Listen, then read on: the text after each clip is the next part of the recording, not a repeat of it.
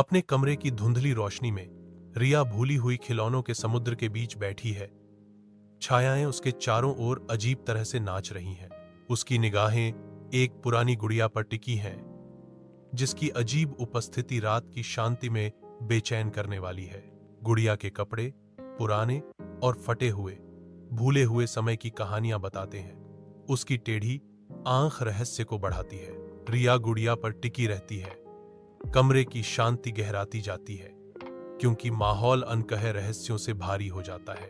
अपने कमरे की शांति में रिया अपनी गुड़िया की कोमलता से देखभाल करती है, उसे धीरे से अपने बगल में लिटाती है। जैसे जैसे अंधेरा गहराता है, रिया नींद में चली जाती है। आने वाली रात से अनजान एक फुसफुसाहट सन्नाटे को चीरती है। रिया रिया रिया की आंखें दहशत में खुल जाती हैं, क्योंकि वह गुड़िया को अपने बिस्तर के किनारे पर भयावह रूप से देखती है।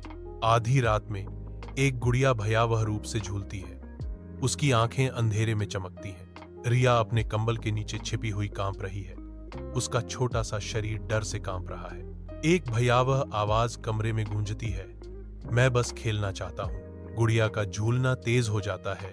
उसकी छाया दीवार पर भयावह रूप से नाचती है। रिया कंबल को कसकर पकड़ती है।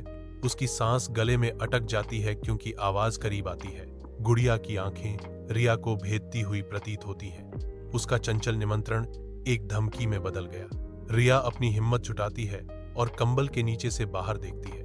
गुड़िया धीरे धीरे चलती है। उसकी आंखें रिया पर टिकी हैं। गुड़िया अपना हाथ बढ़ाती है, रिया को एक छोटी सी घंटी देती है।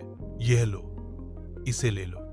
जब तुम डर जाओ, बस इसे बजाओ और मैं चला जाऊंगा। सुबह की रोशनी रिया के कमरे में आती है, लेकिन गुड्डा चला गया है। रिया घंटी को कसकर पकड़ती है। उसकी पोरें सफेद हैं। घंटी, सुरक्षा का प्रतीक, अब उसके कांपते हाथों में ठंडी लगती है। जब भी डर उसे जकड़ लेता है, तो घंटी की आवाज उसका कवच बन जाती है। रिया अकेले बैठती है। डर उसकी आंखों में रेंगता है। उसकी नजरें कमरे में घबराहट से इधर उधर घूमती हैं, घंटी पर टिक जाती हैं। संकल्प की एक झलक उसकी विशेषताओं को मजबूत करती है। वह उठती है। उसकी हरकतें अब जानबूझकर और निश्चित हैं। रिया खुद को मजबूत करती है। उसके चेहरे पर दृढ़ संकल्प अंकित है। रिया का कमरा एक अशांत चुप्पी में डूब जाता है, क्योंकि वह घंटी बजाती है। एक अजीब सी शांति छा जाती है, मानो हवा ने ही अपनी सांस रोक ली हो। एक भयावह एहसास होता है। गुड्डा की उपस्थिति बनी रहती है, अदृश्य लेकिन महसूस की जाती है। खामोशी गहरी होती है। गुड्डा की छिपी हुई उपस्थिति के एहसास को बढ़ाती है। रिया को लगता है कि गुड्डा अभी भी उसके आसपास कहीं है। रिया के कमरे की शांति में एक घंटी चुपचाप मेज पर बैठी है। एक गुड़िया की छाया लंबी और विकृत रूप से खिंचती है। अंधेरे में एक मूक संतरी, हल्की संगीत हवा में बहता है। एक भूतिया धुन अन्यथा शांत कमरे को भर देती है। घंटी अचल रहती है। इसकी उपस्थिति अनकही कहानियों की एक स्पष्ट याद दिलाती है। गुड़िया की छाया गहरी होती है, जैसे रात के रहस्यों की रक्षा कर रही हो।